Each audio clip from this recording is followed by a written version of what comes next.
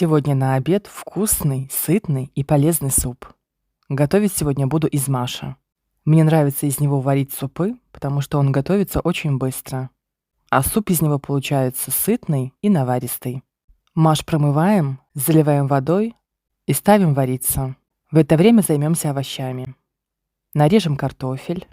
Также нарежем морковь, лук и чеснок. После 15 минут варки маша добавляем картофель. Доливаем немножко водички и продолжаем варить. Я замораживаю куриный бульон вместе с мясом. Затем просто достаю его из морозилки и кладу в кастрюлю. Делаем зажарку. Обжариваем лук, морковь. Затем добавляем чеснок и томатную пасту. Немного обжариваем и добавляем в суп. Затем добавляем соль, приправки. У меня, как всегда, сушеный укроп.